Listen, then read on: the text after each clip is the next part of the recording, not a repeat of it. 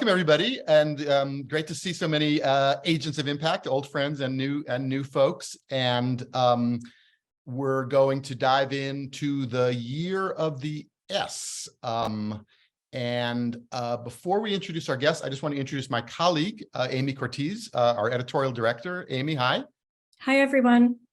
Amy's been helping cover this. She wrote the piece on human capital, which we'll dig into in a little bit. And she mostly, though, is our climate reporter.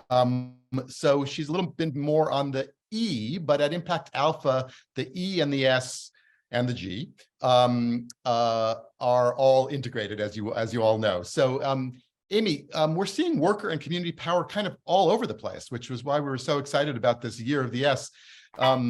Just give us a little bit of the landscape of what Impact Alpha has been up to on proxies, everything else. Yeah, it's popping up everywhere. We're seeing it, as you said, in the proxy season, which is upon us, with worker issues all over the ballot. We're seeing it with like a resurgence of unions, which had, I think, the largest union membership last year in a very long time. You see those efforts at Starbucks, Amazon's. We're seeing it in private equity, which we've been writing a lot about. TPG, you think a lot about climate, but they're also investing in healthcare, education, financial inclusion. KKR has a huge employee ownership initiative. And we recently wrote about Ariel doing a DEI, diversity, equity, and inclusion play. So a ton of stuff going on. Terrific. So you pointed out to me Brian Deese, who's just leaving the White House, as we know. But he said a labor market where workers have more opportunities and have more power and have more leverage is a good thing. It's a good thing for working people, and it's a good thing for the economy. So that's just a little setup at the top here, and let's bring in our speakers first. Fran Seegull, thank you for both joining us and also helping put all this together in your role at the U.S. Impact Investing Alliance. You've been our great partner in our policy corner and keeping us all up to speed on policy matters. So welcome, Fran. Great to be with you today, David. And we had a fun podcast last week as well, dissecting the State of the Union. So Fran's an old friend and a good partner. And Jesse Van Tol from the National Community Reinvestment Coalition. Jesse, welcome. Good afternoon. I know you may have to cut out. Tell us why. It's a very kind of DC thing. The vice president has summoned me for an announcement on homeownership. There you go. So we'll let you go on for that. That's a good excuse to get out of the second half part of the call. But thanks for joining. And Jack Moriarty, the founder and director of Ownership America. Jack, welcome. Thanks so much, David. Great to be with you. And we had a good chat the other day, and we put some of the background of this in the post the other day. So we'll put the links to all of that. Cambria. Alan Ratzlaff, who was going to join us, unfortunately, I think has come down ill, and so she's not going to be with us today, unfortunately. But Fran is very up on the human capital management issues, and she'll play both host and guest. So Fran, you'll have double duty. Fran, let's just you and I kind of set the stage here. We're coming off a huge 2 years of sort of legislative activity. And now there's sort of an opportunity to sort of implement, and that's both rules and regulations, but also sort of projects and investments. So tell us kind of what's on tap here. Yeah. So David, again, thank you for hosting us today and having an entire hour to talk about public policy, impact investing, including ESG. So as you know, and as Impact Alpha writes about often, this is a major time for impact investing. Our field is growing. The GIN recently came out with their report that said that investments with intentional impact eclipse $1 trillion in AUM. And of course, trillions of dollars more flowing into ESG. We did have a lot of progress in 2022 in advancing our agenda. But I just want to say at the top that public policy underpins so much of what we do in our field and has really contributed to catalyzing this growth. I think sometimes public policy is like behind the scenes, or investors sometimes think that it doesn't touch them, especially private asset class investors. And we're here to share and reveal, and the Alliance's mission in some ways is to reveal the importance of public policy and to advocate for it. So as you said, we've had a big couple of years. We will talk about disclosure a little bit later around human capital management, but of course, in 2022, we had real movement from the SEC on corporate and asset manager ESG disclosure. We in the field have been calling for more transparency and accountability across the capital markets for a decade or more. And this historic progress that will be continued into 2023 is very important. It's a longstanding priority of our field. I could talk more about that a little bit as well later. There was also the important deployment of the Emergency Capital Investment Program, or ECIP, which allocated $12 billion to community development financial institutions to shore up their balance sheets so that they can deploy more capital to underserved communities. We'll hear from Jesse a bit later about CRA reform, Community Reinvestment Act reform. So a lot of activity in 2022 into 2023, 2024 around community investing. And then finally, would love to perhaps pivot to talking about these bills that you mentioned. So 2023 is going to be a very interesting year. As you and I talked about on the podcast, there was a recent survey showing that a full 60% of Americans don't believe that President Biden has accomplished much in its first 2 years of his term, despite this ample evidence to the contrary. It may be that the American public doesn't feel it yet, but we'll talk about how much money will be flowing around these handful of bills. And of course, in 2023 and 2024, there'll be an increase in politicking as we are starting to already feel the undertow of the next presidential election, 2024. And there'll be a bit of a referendum on the accomplishments of the Biden administration. So let's dig in a little bit to this historic set of bills. So in 2021, the American Rescue Plan Act, ARPA, was passed, and the infrastructure bill, which was called the Infrastructure Investment and Jobs Act. Then in 2022, the CHIPS and Science Act was passed, and the Inflation Reduction Act was passed. So several of which were bipartisan in nature. And it's important to note that these aren't half measures, they're not Band-Aid policies. These are transformative, historic investments into the nation's infrastructure, into our manufacturing base, and into our climate change response capabilities. Specifically, the Inflation Reduction Act is widely considered to be the most significant climate action that Congress has ever taken. But taken as a whole, these 4 bills represent a strategic vision for how to build a stronger, fairer, more resilient American economy. And we believe their combined successes and shortcomings will have a lasting effect, lasting ramifications for policymakers and trust in our institutions.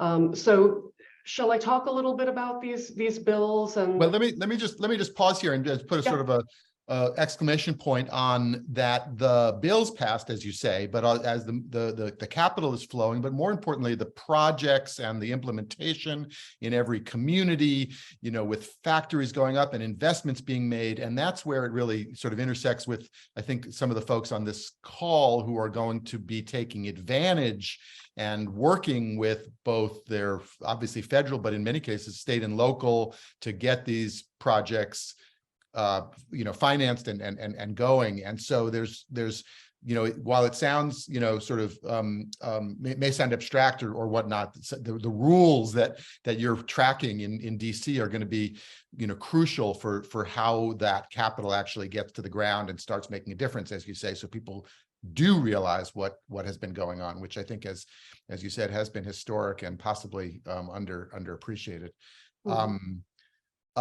maybe we should, I want to press you though, Fran, on the year of the S, because I think that was your formulation, which I very much liked. And, you know, just pause a little bit on why workers, communities, and sort of issues of equity, you know, are rising on the policy agenda generally, but also on the impact policy agenda.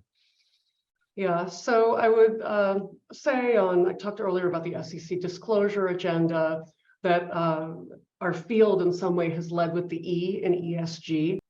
ESG is also divisive in nature, and we think that the S is a topic that may have and does have more broad bipartisan appeal, and that the path to change goes through a phase of transparency. Transparency is required in order to have accountability, whether it's accountability to the government, accountability to other stakeholders, accountability to shareholders even, and that will deliver more economic empowerment for workers and communities. So when we think about the S, we do think about workers, we think about communities, we think about consumers. And we believe that those of us on this who helped organize this call believe that 2023 will be the year of the S, with an increased focus on how workers are treated and compensated, how communities can participate in economic growth, and how to unlock more economic opportunity for millions of Americans. I think we have one of our special guests dropping in, Kyle Bligan, from Representative Vargas's office, that you guys have been working on the new Sustainable Investing Coalition on the Hill. Kyle, are you with us? Hello. Yes. How are you? Kyle. Hi. Good. So we have you by phone, Kyle. We are here with Fran Seegull and myself and a bunch of agents of impact. Can you just give us the basic background on the new caucus? Sure. Thank you for the opportunity. Congressman Vargas and Representative Caston recognized, that the sustainable investing field was increasing. As of 2022, there were $8.4 trillion in U.S. assets under management and funds that prioritize these ESG factors, and that represents broadly about $1 at $8 of total U.S. assets under professional management. And we heard, across our district and from across the country, from investors, advocates, industry representatives, about the support for ESG. At that time, it was support for the SEC's rule. And, the congressman, was mulling over ideas of how we can ensure that investors who are interested in ESG and sustainable investment still maintain the same robust investor protections and receive the timely, clear, standardized disclosures that other individuals in the market experience. We recognize there need to be harmonization on ESG. So it started with the congressman, introducing back in the 117th Congress, the Corporate Governance Improvement and Investor Protection Act. And that legislative package came out of a broader conversation we were having with the SEC over the need to create standardized disclosures related to ESG risk factors. And that package included a large range of legislative proposals on the E, the S, and the G, some cybersecurity implications. And after we got that bill through our committee, we recognized, hey, we need to do something more. So we worked, on our bench. We saw who else was passionate about the topic, reached across and asked Representative Caston to join on. And we formed the Congressional Sustainable Investment Caucus because we wanted to bring together members of Congress and staff and bring them with experts to better understand the sustainable investing space and inform policymaking that provides investors with the understanding of their protections and the transparency that all market participants believe that we believe they need. And as a part of that work, we're holding regularly scheduled events, briefings, and discussions with investors, fund managers, companies, and regulators. We held our first staff level briefing yesterday, actually, where we educated member of Congress's staff alongside U.S. SIP. We brought them in. We had a broad conversation about the development of ESG, the politicization of the issue, what the ESG categorization and risk factor analysis looks like on the investor side, and what were some legislative proposals that need to be moved forward this Congress to make sure sustainable investment stays at the forefront. And we also had a broader conversation around the ESG's pending rule. I'm in conversations with the SEC's pending ESG rule. I'm in conversations with them to understand how that's being formulated. And we're also very, very concerned about the Department of Labor's recent ESG rule that's coming under attack. We believe that in the next couple of weeks, my colleagues across the aisle on the Republican side are going to bring about a CRA resolution that's trying to rescind the Department of Labor's rule, that's trying to allow folks who manage pension plans to consider ESG in their investment decisions. So I hope that's a background of what we do. Yep, that's really helpful, Kyle. And we can talk a little bit later about that potential Department of Labor Congressional Review Act bill that some members are bringing to bear. So as you think about Representative Vargas's top priorities and Representative Castan's this Congress, how do you see workers, families, and communities, what we're calling broadly the S? We're kind of talking about 2023 as the year of the S. Could you talk a little bit more about Representative Vargas and Castan's priorities around the S? Insofar as it relates to sustainable investing, impact investing, ESG. Yeah. Okay, so as it comes to the investor side, we have seen. I myself have seen the data from the Harvard Business Review that talks about the correlation between productivity, effective human capital management, safe labor regulations, the correlation between strong executive leadership and board diversity. And we believe that investors understand that those issues are material and have a direct impact on a company's bottom line, how companies envision their hiring practices of their employment, how making it more diverse and vibrant, and how they choose to deploy their philanthropic capital in communities to make sure they're positively benefiting the environment around them, through their advocacy efforts, working with charities to make sure they're giving back to their employees in the organizations they believe in. And so we think that one of the ways investors can directly see into the S comes from these disclosures that the SEC broadly is working on. And so both Representative Vargas and Representative Caston believe that the E, the S, and the G need to some way be communicated through a standardized disclosure process.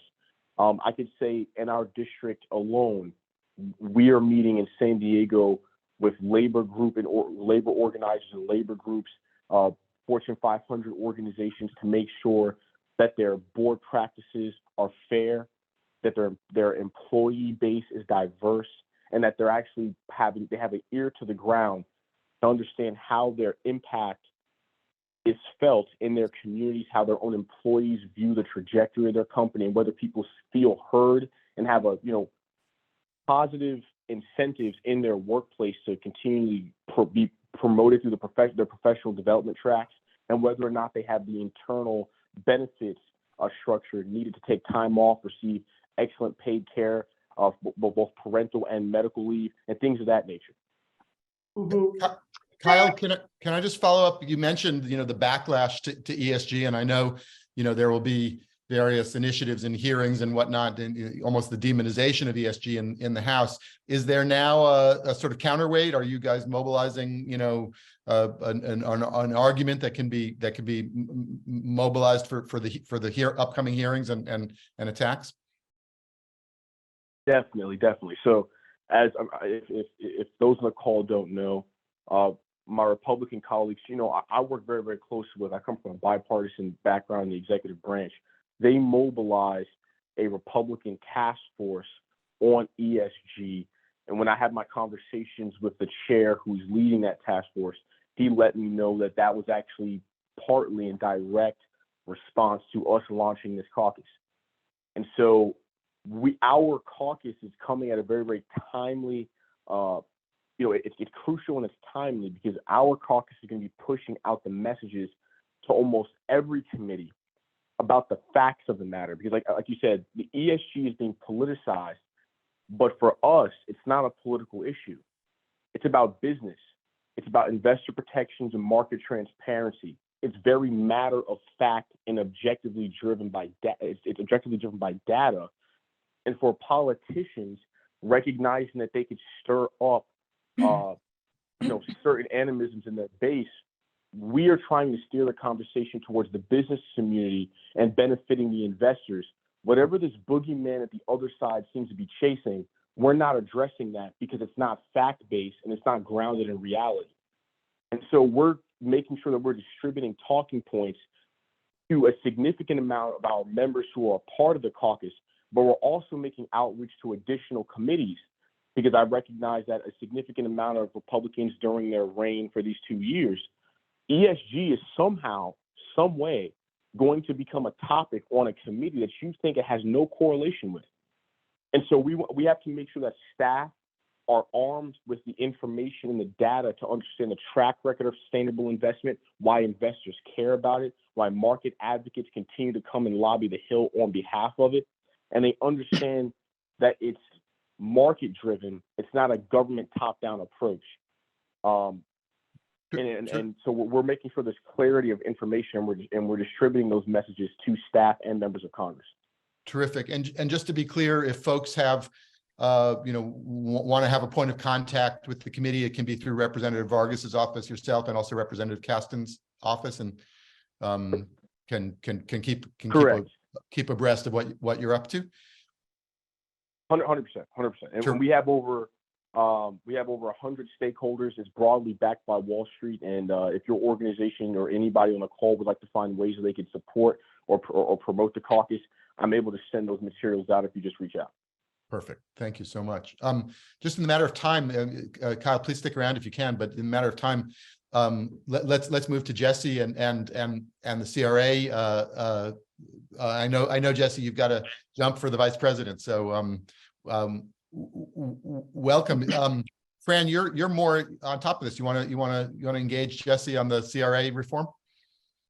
Sure, happy to. And Kyle, thank you so much for joining us. We were at the Alliance thrilled to support the launch of the new caucus, and we look forward to working with you and your colleagues on the Hill to advance this shared vision of a more equitable economic system. So we're looking forward to working with you, and I know many on the call would be interested in doing so as well. So David, we would be happy to maybe share some follow-up links and information for folks on the call if they want to get involved. Okay, so let's transition now. I talked earlier about a really important priority around flowing more capital to communities, to affordable housing, to diverse entrepreneurs, to historically disinvested communities. And as some of you may know, the Community Reinvestment Act, which dates back to 1977, and was enacted to address redlining, which was the racist practice of denying low-income and communities of color loans. The CRA has been periodically updated, and I could think of no one better to weigh in on this regulatory reform than Jesse Van Tol, who serves as executive director of the National Community Reinvestment Coalition.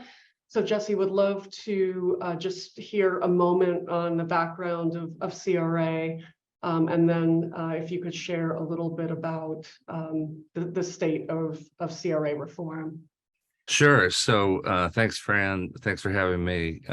Bank regulators are poised to, for the first time since 1995, do a major regulatory update to CRA in March or April, following thousands of comments that were submitted last year, including many by NCRC and its members, really addressing some frustrations and concerns with CRA that CRA passed in the 70s in response to redlining. as we look to the banking landscape today, there are a number of facts and frustrations which we're certainly seeking to address.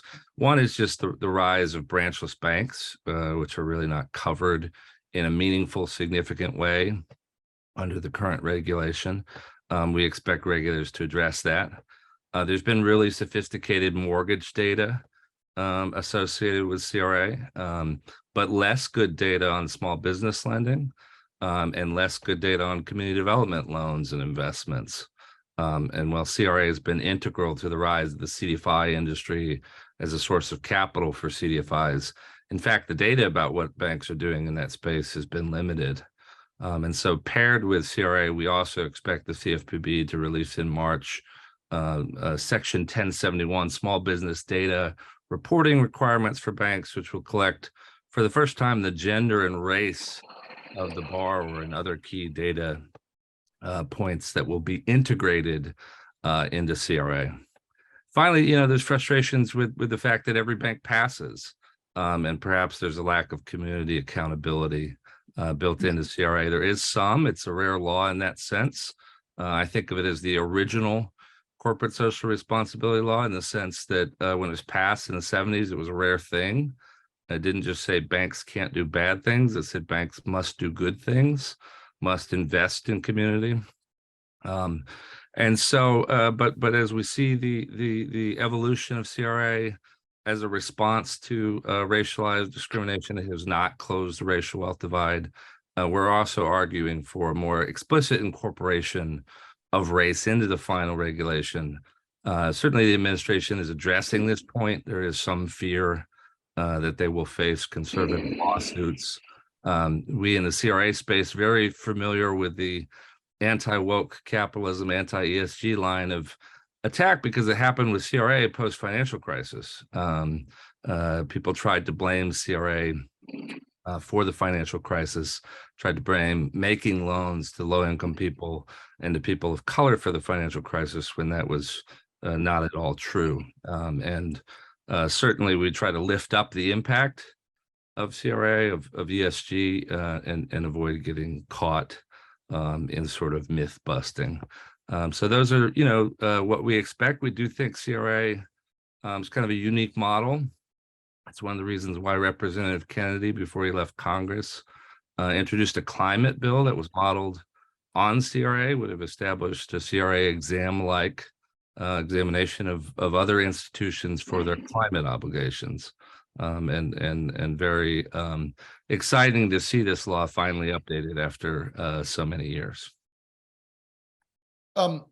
Jesse, just give us a sort of high level sort of strategy. Like, what's at stake here? Like, is the idea that with the better disclosure and better data, that banks will be able to held better to account, and they'll be able to make more, the investments will be more targeted, more effective? Or is it also that there'll be actually more lending happening, more money available, and sort of widening the ecosystem? Is there really a chance to sort of change general bank behavior as opposed to just their CRA requirements?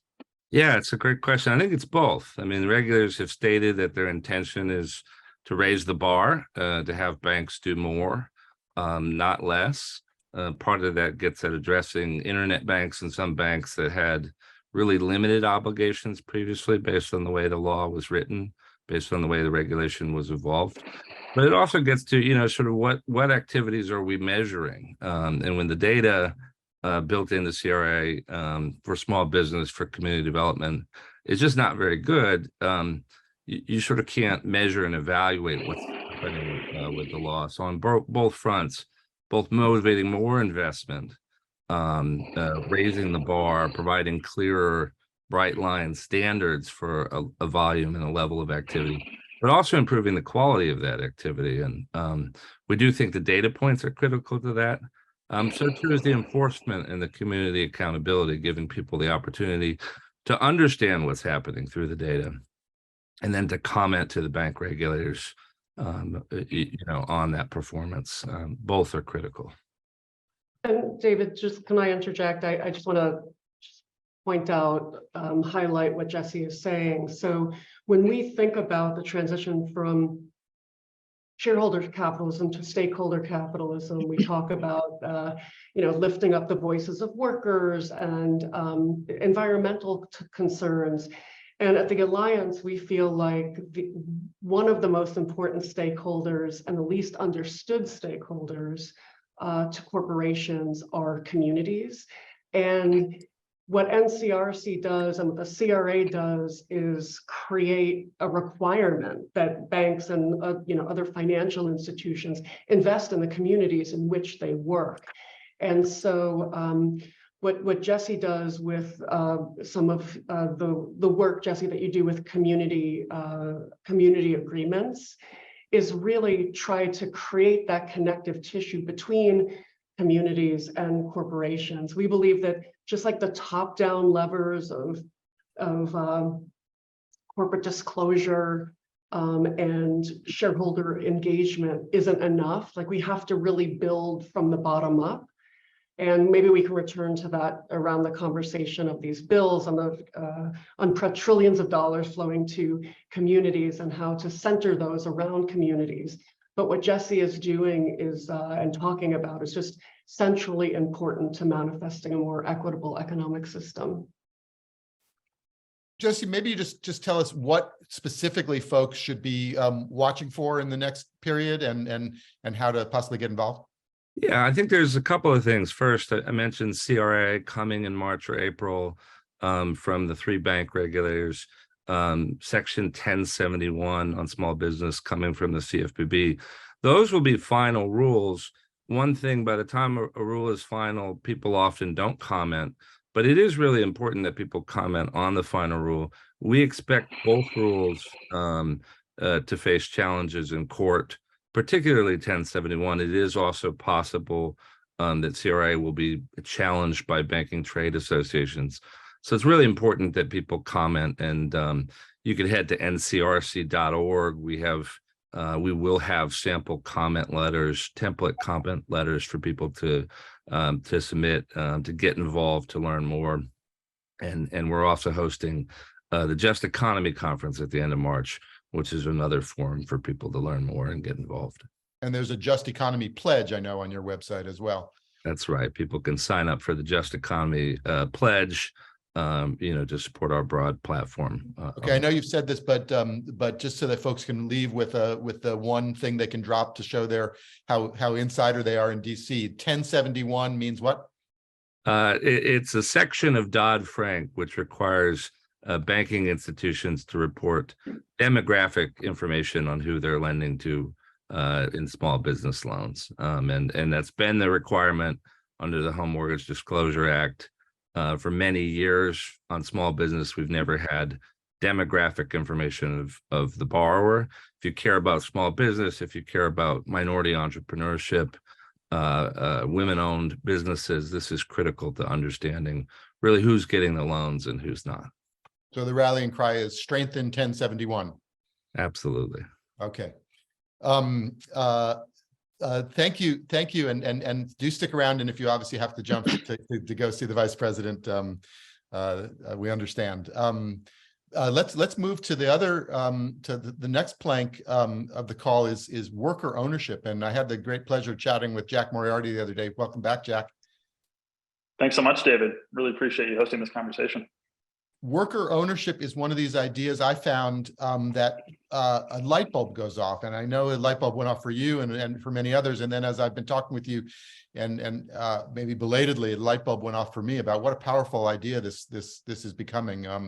Both sort of the demographics, but just the straight up common sense of it. Absolutely, and I'll start, David, with Fran mentioned stakeholder capitalism, and to zoom out. I think one of the opportunities to move businesses and the economy towards a more pro-worker orientation is to think about, well, if current businesses aren't necessarily prioritizing worker interests as a stakeholder, what if we made workers the owners of the company?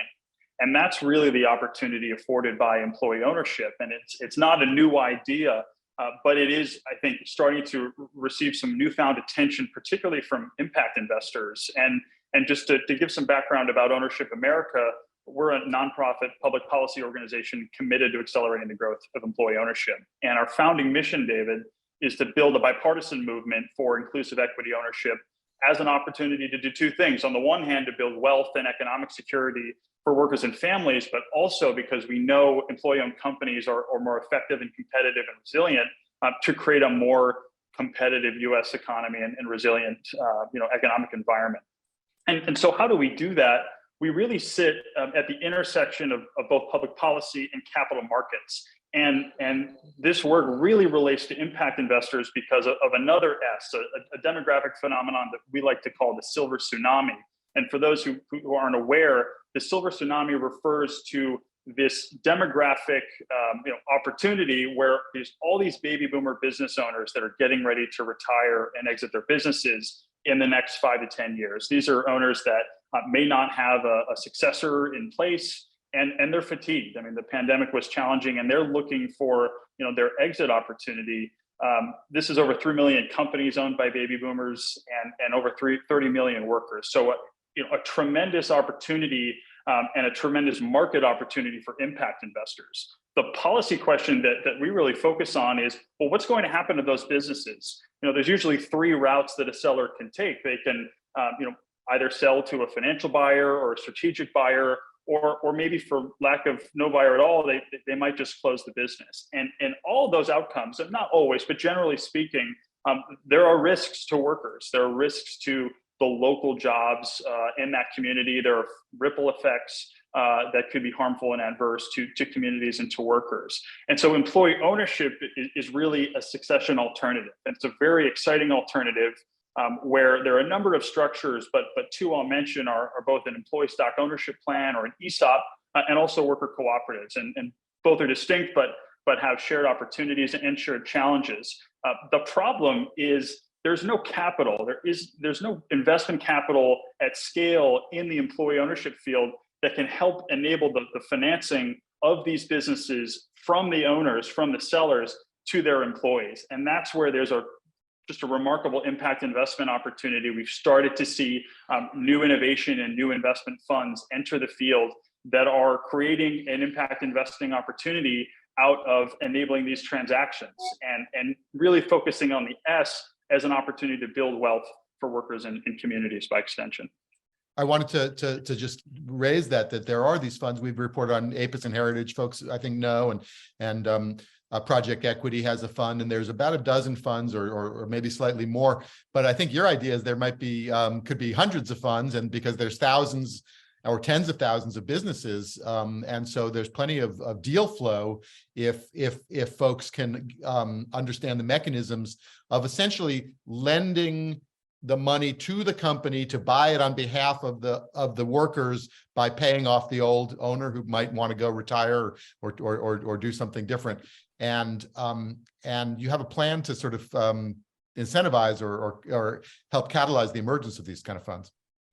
Sure. The real barrier here, David, is that both with ESOPs, with worker co-ops, it's a shared challenge. Most of these transactions today require a substantial amount of what we call seller financing. So a commercial lender might come in and lend 30% of the enterprise value, let's say, and there's this capital shortfall. And typically that's relied on the seller who says, you know what, I want to preserve my legacy. I want to really do right by my workforce. I believe in this model to take back something that's concessionary, to take back a subordinated note and get paid out gradually over time. The problem with that, it's worked great for the small segment of owners that have done it, but it limits the appeal of an exit to the employees to only those sellers that are willing to do that. We miss out right now on sellers that want efficient exits with liquidity. And our theory of change is we can use public policy tools and credit enhancement in particular to mobilize new private capital sources into the market to take the place of the sellers in those financings. And that's what we've seen in these handful of investment funds. That's really an opportunity for scale. How do we do that? Well, just like we've used credit enhancement to allow families to purchase homes, workers and managers don't have the capital to buy businesses. So new capital sources are needed. And we've taken a look in particular at an existing SBA program called the Small Business Investment Company Program. It's been around since the 50s. It's very popular. It's bipartisan. And what it does is a private fund, you go raise some private capital, you come to SBA, and you get licensed and underwritten, and SBA, once you're approved, will give you a certain amount of low-cost leverage, low-cost debt on your balance sheet. So what does that do? That gives the fund more capital to deploy. It enhances, importantly, the return profile for the private investors. And in return for all that, they go out and invest in small businesses. There's an opportunity, we feel, to expand the capabilities of that program, to stand up an adjacent investment facility that would be focused on employee ownership, on specifically mobilizing and attracting new capital into the field with some credit enhancement, with this attractive low-cost debt that makes this a market rate of return asset class for impact investors. And it's been a bipartisan program. It operates at what's called zero subsidy cost, which means it doesn't require an appropriation, and that's an opportunity that we're very bullish about. So again, just to recap, it's instead of small business investment companies, which people may know about, we're talking about employee equity investment companies that would be, as you say, market rate competitive kind of asset class, with folks going out and looking for opportunities to help workers become the owners of the companies they work for. Exactly right. Imagine if every auction process for a company included one of these funds, and the owner had an opportunity to evaluate, well, listen, I can take an efficient exit through employee ownership. That's never happened at scale before. And so this is a real opportunity to advance that model and really prepare employee ownership for scale. We talked about the politics of it and the ESG backlash and whatnot. You mentioned a phrase to me, which I think people should know, is pre-distributive. I think we have Delilah Rothenberg, who runs the pre-distribution initiative. So pre-distribution is an idea whose time is coming as well, I think. Absolutely. And Delilah's organization has a great name. We like pre-distribution as a political opportunity because it's an opportunity to channel broadly wealth producing assets as the wealth is being created. And so one of the real advantages of employee ownership, both substantively and certainly politically, is that we're not taking anything away from anybody. These are market voluntary transactions, and we're using market channels to broadly enable the spread of wealth producing assets to workers and families that otherwise wouldn't have such an opportunity, certainly not through the workplace. And we know from outcomes of existing employee-owned companies that the amount of retirement wealth for employee owners at these companies far outpaces conventionally owned companies. And that's just, there's a reason employee ownership has always been bipartisan, and we can talk a little bit more about why later. But that pre-distributive aspect of it is critical, and it's why there's, I think, particular opportunity in this divided Congress to move the needle on this issue. Super exciting. Jack, stick around as well. Fran, now you can, if you'll be the bridge here, because if you have something that the Alliance wants to add about worker ownership, but I also wanted to engage you on in Cambria's stead on human capital. So let's now you'll be my interviewee as opposed to the interviewer. Sure, and I want to share for the folks who've joined us that I realize that we're jumping pretty quickly from topic to topic, but what I hope you see through Jack's comments on employee ownership, to Jesse Van Tol's conversation around how to flow more capital with integrity to communities, to what I'm going to talk about, which is the S disclosure for publicly traded companies, that what unites all of these is power to the S, power to the people, power to employees, power to communities, even to customers. And there are just many ways to get at the power of the S. And I think what we're showing you is a little bit of a sampler of how to do that. But we have many practitioners, Delilah and others in the Zoom, who are also contributing to lifting up the S in the form of inequality. So I just wanted to see if I could knit together some of these perhaps seemingly disparate points of entry. But on the human capital management side, let me pause on that as well, too, just to knit it together, and this will be a good setup for you. Is that the thread of disclosure leading to the ability to then hold accountable and also drive forward is sort of another thread that links certainly what Jesse was talking about on the CRA side, and the human capital disclosure. And it's also in some of the ESG and climate work, of course, and disclosure is key. And disclosure sometimes I think gets derided as sort of slightly boring, but disclosure is the sort of source of all data and accountability, and really starts to drive the theory of change.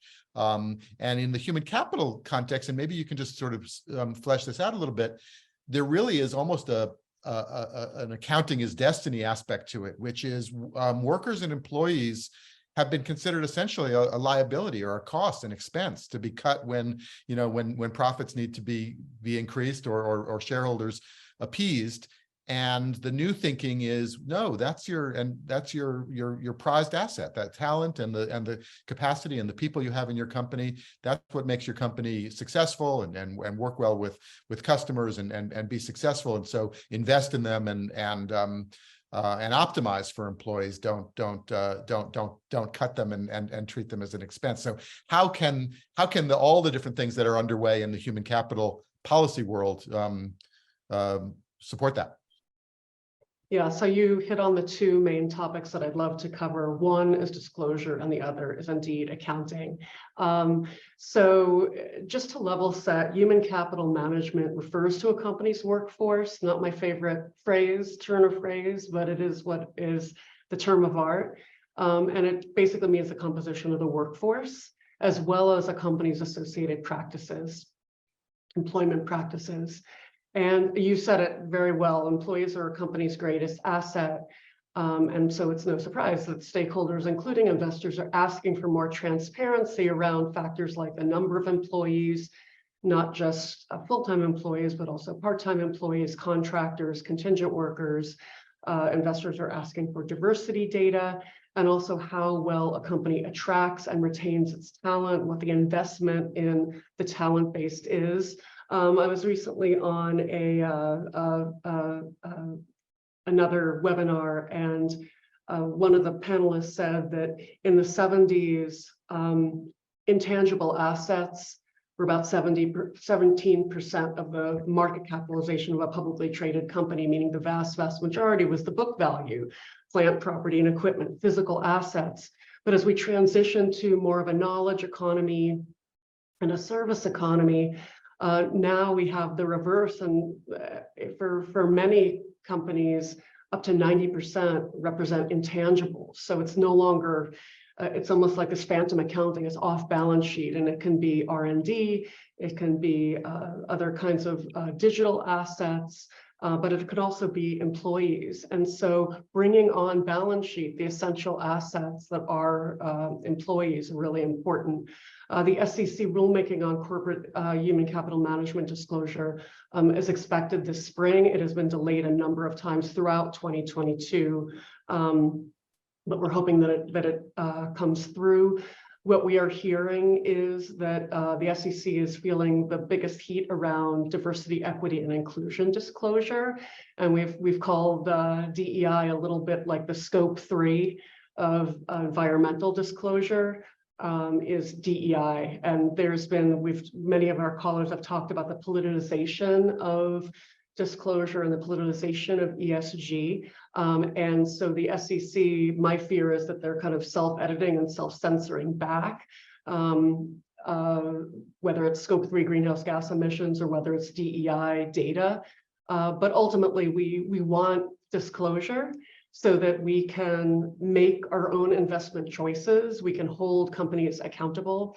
And so speaking of accountable, in addition, parallel to corporate disclosure on human capital management issues, there's also a parallel piece of work going on at FASB, the Financial Accounting Standards Board, which oversees generally accepting accounting principles, GAAP, excuse me, and advocates are pushing for FASB to promulgate accounting rules that would require the capital, we call it the capitalization in accounting, treating employees as assets rather than costs on the income statement, just as you said, David. So I know Clara Miller always says, who's on our board and former head of the Heron Foundation, what you measure matters and what, and you said another turn of phrase, David. Accounting is destiny is always, is yeah, her- that's what she said. Accounting is, accounting is destiny, and that is true here. So there's a lot coming down the pike on human capital management, but ultimately what it means is like we want to be able to see the S, we want to be able to count the people, we want to be able to understand how companies are treating employees, because we believe that that correlates, as Kyle was saying earlier, to financial outperformance. So it sounds like there's two fronts. There's the SEC's rules on human capital expected imminently, as you said, for imminently for quite a while, but maybe now really imminently. And then FASB, which is a sort of more on the private sector side around accounting standards that, and those two things presumably will reinforce each other. You went, I think, and testified, I think just before the end of last year on at the House Financial Services Subcommittee about all this. I think the House has changed hands in the meantime. So what are the sort of, what is different now, and what has to, how can this navigate the political shoals? Yeah, so Cambria, Alan Ratzlaff, who was supposed to be talking, she's the real expert on human capital management. She and I had the opportunity to testify before Congress during a House Financial Services Subcommittee hearing on ESG and workforce disclosures. It should be noted that in December, it was kind of the Democrats' last stand on these issues while in the majority. And Kyle talked a little bit about, as the power turned over, that the posture toward some of these issues of leadership will be changing. And I think that human capital management, perhaps with the exclusion of diversity, equity, and inclusion data, we have a shot at bipartisan coordination on that topic, much more so than environmental issues. And so we're cautiously optimistic that we can find some common ground there. So we covered both corporate disclosure and the accounting rule, and I think there's great interest from all the sectors around getting rules, like whether they be accounting rules or disclosure rules from the SEC, that will make people more visible. Is there, you're in a wonky crowd when scope 3 is used as a way to explain the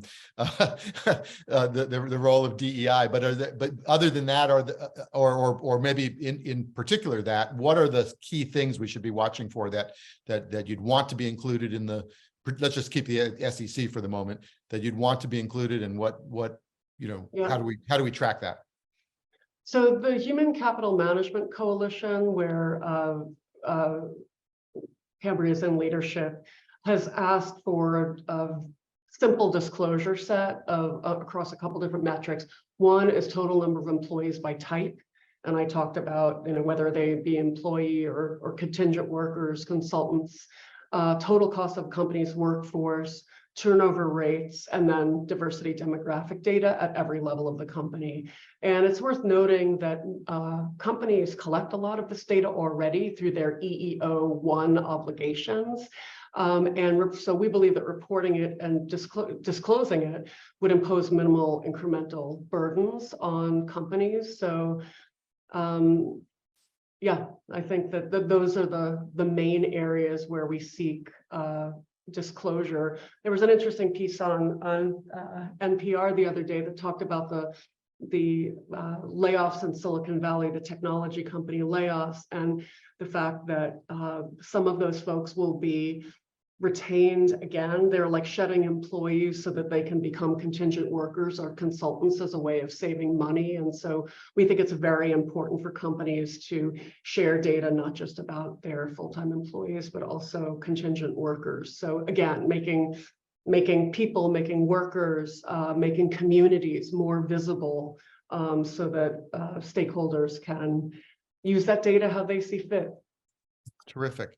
We're coming up on the top of the hour. We will, as folks know, roll into the next hour. Obviously, if you have to leave, feel free to do so.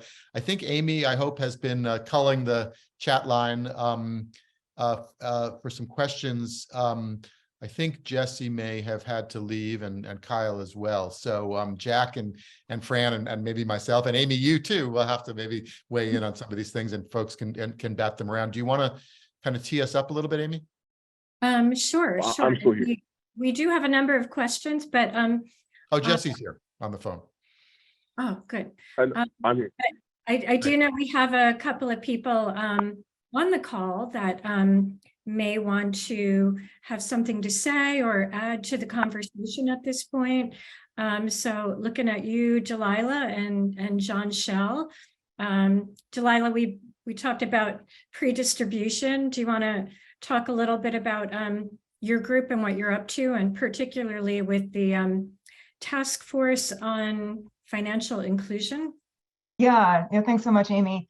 And hi, everybody. Delilah Rothenberg again with the Pre-Distribution Initiative. We're a relatively small nonprofit that started in 2019 with a focus on working with investors to build more wealth and influence with workers and communities.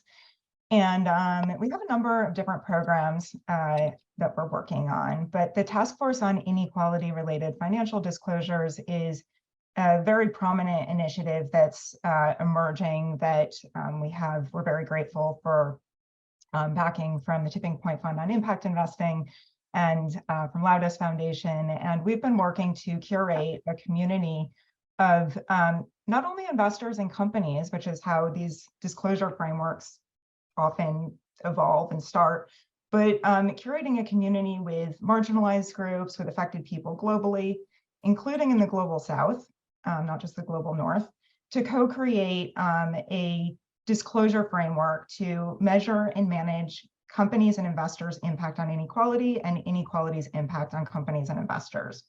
And so this work is essentially, we're in the coalition building phases right now, but we intend to map and synthesize all of the great work that's been done by other initiatives on this topic, on all different aspects of social risk, and help identify what's the systemic aspects of social risk, and really be able to synthesize that, reduce fragmentation, and make sense of it and fill gaps where gaps might exist, so that investors and companies can then have a comprehensive framework and way to understand social risks. We've heard since COVID-19 that investors have recognized that there's been a huge focus on environmental issues and not a very big focus on social issues, and a real lack of understanding of how to measure and manage these risks. And so we're very excited about this initiative. It's obviously inspired by TCFD, and TNFD was announced right around the time that we started to conceive of this framework. We're partnering with a number of other great organizations to form an interim secretariat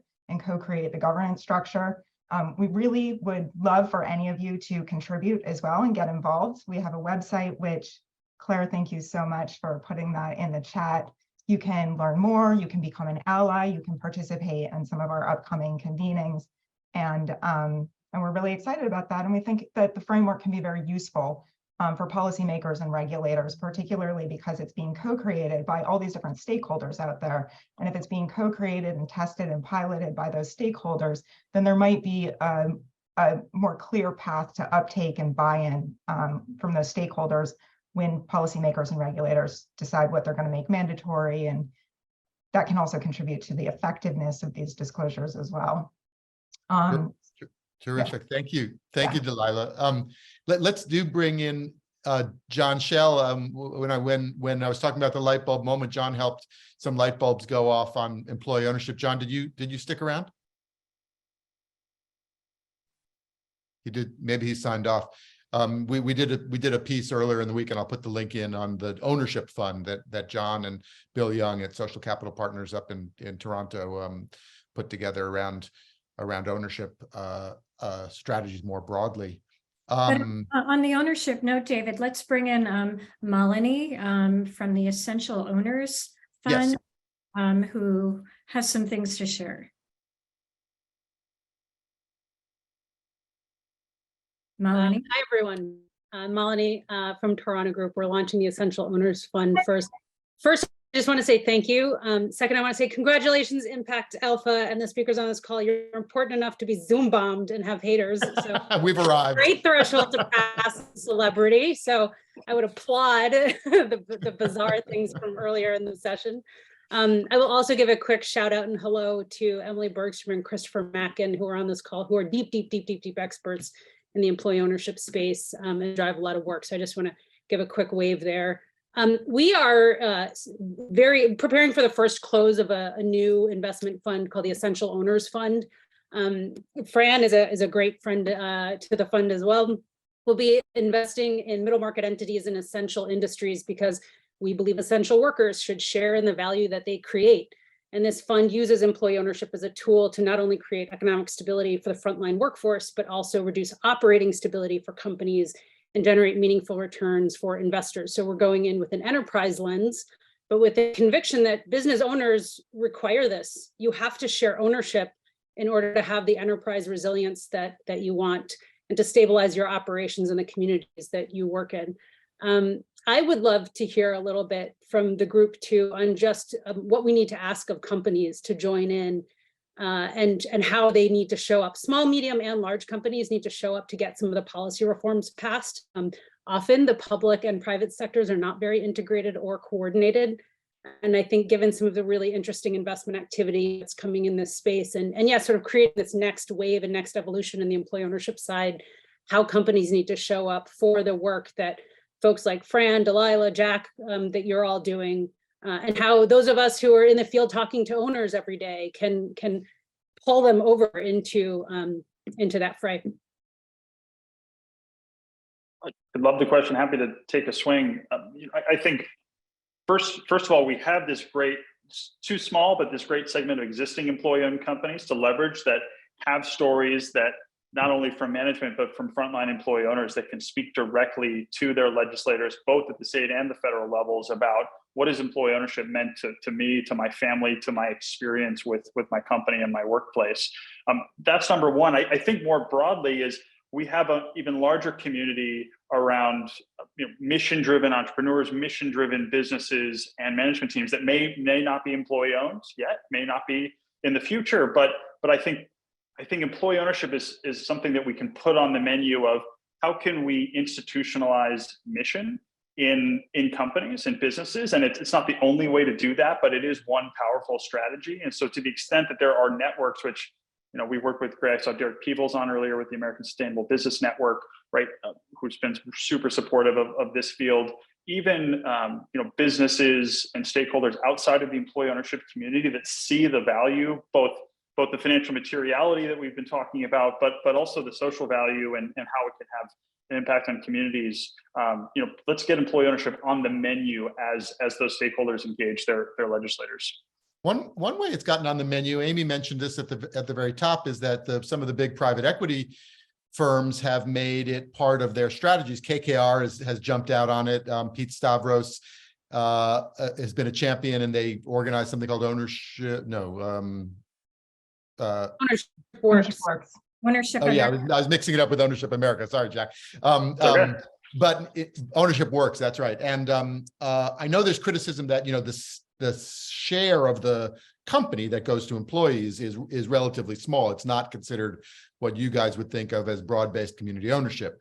However, I've sort of come around to think, well, isn't it interesting that private equity is now debating how big a share, not whether there should be any share for employees, and that does, as you say, Jack, put it on into the discussion at least. That's exactly what we should be debating is right, how to do this. And I think we're at this moment, right? We're staring down the silver tsunami. This is the time to experiment and throw a bunch of different strategies at this. And so I think the more innovation and experimentation, the better. Great. Well, why don't we go to some of the questions that have been popping up in the chat? I think PJ had a question for Fran about when you're talking about transition to stakeholder capitalism, what defines a community? So going back to basics a little bit, like who in the community would be involved in, I think the benefit agreement he's asking about that you were talking about with corporations. Yeah, I wish Jesse Vantel was still on. I think he's already cycled off. Is he on? I'm here. Here he is. Ah. He's on audio. Oh, great. Jesse, could you talk about the community agreements that you work on? Yeah. So we put together community benefit agreements with banking institutions, which are really aimed at serving particularly low and moderate income communities and communities of color. And so those agreements are formed by assembling community-based organizations led by and serving those communities. And we enter into a dialogue with the bank. These typically happen at merger time when banks are acquiring other banks, but they have also happened in the context of a CRA exam, and we're having increasing success approaching institutions, even absent those two circumstances, to really talk about forming that kind of agreement. We're also looking to really spread this concept. These types of agreements have existed within the development context for some time, often related to local hire, diverse hire, local spend type requirements on developments. We're looking to see anchor institutions, other types of corporations form similar community benefits agreements, really, again, grounded in serving community needs with community input from people who are close to the problem in those communities, and really directing the types of investments that in this case banking institutions make, but in a broader theory, other types of corporations. Jesse, I had a question for you. I know the NCRC advocates for some of these obligations that banks have as part of the CRA, and maybe community benefit agreements are part of this conversation. But I think you argue that those obligations should apply more broadly to the financial services sector, because banks are just one piece of it, as we know. So mortgage companies, investment firms, insurance companies, credit unions. Is anything actually happening there? Yeah, so you can imagine that not much is passing Congress these days, but Senator Warren has in successive Congresses introduced a bill to modernize CRA and to expand it to those very institutions. There are state level laws on the books that have done that. So in Massachusetts and in New York State, they have passed state laws for state regulated entities, including mortgage companies and insurance companies and credit unions. And it just in the last couple of years, Illinois passed a law to do the same thing. And that's something we've seen interest in California and in Maryland. So there are things happening at the state level. And then at the federal level, it's anybody's guess what it takes to pass legislation these days. But certainly we continue to work with champions to introduce the bills and to push that dialogue and that conversation. Okay, great. So moving on to another question that came up in chat from Kathy Kim. We've seen growth in local state CDFI funds and investing in community organizations. Senator Warner of Virginia has also organized a CDFI Development Finance Caucus to advance community-led and centered in, okay, not a question, that is more of a statement. Well, I've got a question actually that comes off of that, which is, Jesse, you mentioned in passing information on real estate investing has been easier to come by than information on small business investing. And I know that's been a sort of recurring theme through CDFIs, through opportunity zones, through a bunch of different measures, how to get money from those mechanisms to flow to actual operating small businesses. What's happening on that front? Yeah, so that's exactly right. Other than SBA lending, and SBA lending is really, 1% of small business lending. There's not actually an obligation to report, much information at all about the small business owner. So what we have are things like the location of the business, is it in a majority minority census tract, those kinds of things. And so Section 1071 of Dodd-Frank, which is just now being implemented with a final rule expected here in March, would require banks to collect a lot more information, not just about the borrowers, but really things like the size of the loan and key terms of the loan, getting at a broader set of things and a narrower, set of information about geography as well. Where are these loans happening? Who they're going to? What are the key terms of the loans? How is the loan structured? Looking at the different types of funding mechanisms. So certainly, even in the context of employee ownership, you can start to really paint a much clearer picture about what types of small businesses are getting business capital. We know that addressing even just the racial disparities within small business lending has an impact. It's tens of billions of dollars a year in small business lending that's not happening from the nation's banks. If you were to just level the denial disparity ratio between white-owned businesses and businesses owned by people of color. So that data set, Section 1071, as I mentioned, issued by the CFPB, is expected in March, will be just an incredibly rich source of information for investors and advocates alike to understand really what's happening in small business markets. And how long would that take to go into effect? There's going to be an implementation period of I think at least a couple of years. The data gets collected, in a year and then reported in a subsequent year. So we're probably looking at, really 2025 for publicly reported data. Can I just interject for a second, Amy? The New York Fed put out a report that said that fintech companies flowed more PPP capital to entrepreneurs of color than CDFIs. And so, I think that we just think that because of the mandate of CDFIs to flow capital to underserved communities, that it by definition flows to entrepreneurs of color. And so there's also the question around racism within the CDFI community and how to efficiently flow capital. There's also a question about how can CDFIs more effectively underwrite small business loans. And so the work that Beth Baffert is doing with CRF and Calvert is trying to think a little bit about how to flow capital in a way that decreases the cost of underwriting. So there's definitely some challenges there. And then one last thing around accountability.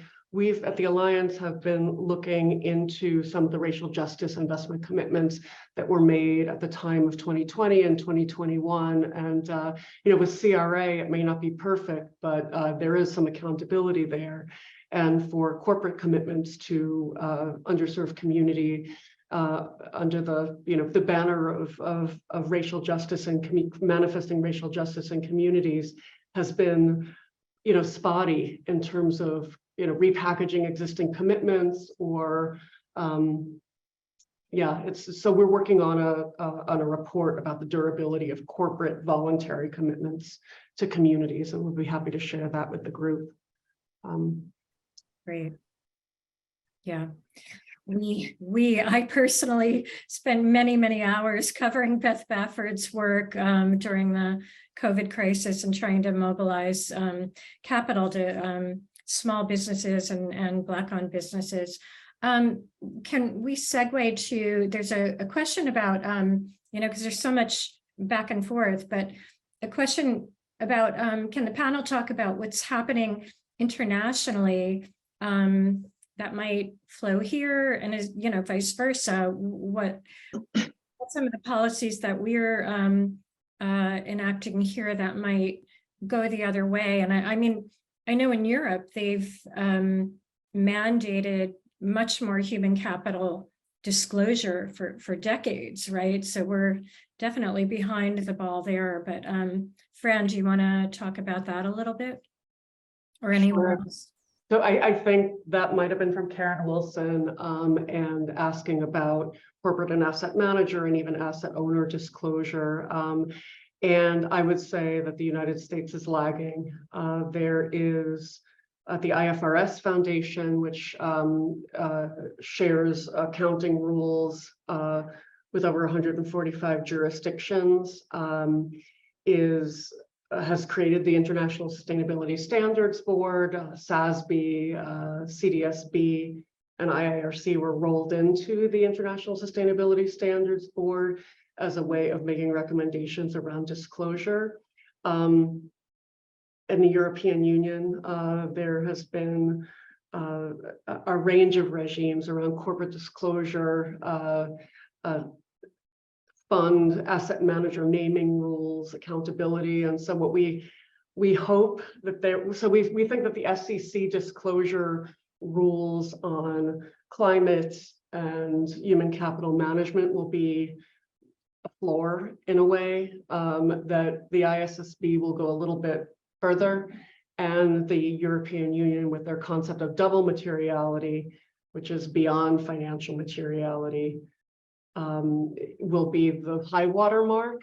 But we know that corporations and asset managers that do substantial business in Europe, that raise money from European asset owners, will need to comply with that regulation. So we kind of call it the Brussels effect, like, will there be a float over? So it's less about us promulgating rules that will influence the rest of the world, and more, do the medium and high water marks set elsewhere implicate our asset managers, our asset owners, and our corporations that do business in other jurisdictions. Great. Okay, so at this point, I'd like to open it up. We have, you know, we do this kind of happy hour thing where we're, you know, well over our hour for the formal program, but I know there are a lot of you know, great impact agents in the audience, and I don't know who's still on, but I'm just gonna name check a few. Smith Adas, we just spoke the other day. I saw you earlier. Ani Patton Power, David Litz, Jerome, Billy Gridley, Transform Finance is in the house. If anybody has any comments that they, you know, would like to make based on the discussion so far, if you want to introduce a new angle on this, now is your chance. Feel free to jump in. People are often shy to put to actually speak up. You can also pop it in the chat, and we're also running up on the half hour, which is usually when we cut it off. Is there anybody who wants to chime in? Uncharacteristically shy. Okay. Oh, here's one. Is it? Oh, David, you got to be unmuted. Isaac, can you unmute David Litz from Baltimore? Hey, thanks so much. I'm not going to try to shamelessly plug, but I do think it relates to the discussion here, what we're doing in Baltimore. So we are also trying to distribute equity to very marginalized neighborhoods. And we're doing it by raising money mainly from Seed Commons, which is a fund that supports cooperative ownership. It does support the Silver Tsunami thesis to expanding cooperative ownership. So they have pivoted from just funding small businesses to the idea of funding a real estate portfolio. In other words, going into red line neighborhoods and buying the most distressed assets in those most distressed neighborhoods, using the work to renovate the properties to hire from the neighborhood directly in the neighborhood, not through you know, the community impact agreements that larger developers often use, which I'm in these neighborhoods. I don't ever see, you know, much of the people I see sitting on the street corners getting hired into those jobs, but I might just be missing that, but we are hiring right from the streets, or hiring folks coming back to the streets from prison or rehab. And then once the properties are renovated, we keep them in a portfolio, and we offer the tenancies first to those workers and then to other people in the neighborhood. And that whole thing is being run under an employee-owned cooperative structure. So those renovation workers, that business is an employee-owned cooperative. So by virtue of them owning the LLC that is the real estate portfolio, they own the portfolio. And then some of them become tenants. So now we are really starting to create a multi-stakeholder approach. And we are trying to expand the tenancy membership to the co-op to non-workers and other community stakeholders. In any case, so what you get is like what Seed Commons has taken the leap to investing in is like really putting money right on the streets at what started a very small scale, but we're now up to 10 properties, and Seed Commons has loaned at this point $2.5 million. So we're still too tiny for most of the institutional impactor investors in this call, but we're getting there. And anyway, it's just a model that I don't see talked about much, but it seems to overlap everything else that's been talked about in this call, creating investment for small business, creating investment for housing, and so on, and making good use of CDFI money, by the way. So good. Thank you, David. Amy, is there anything else outstanding, or should we bring it to a close?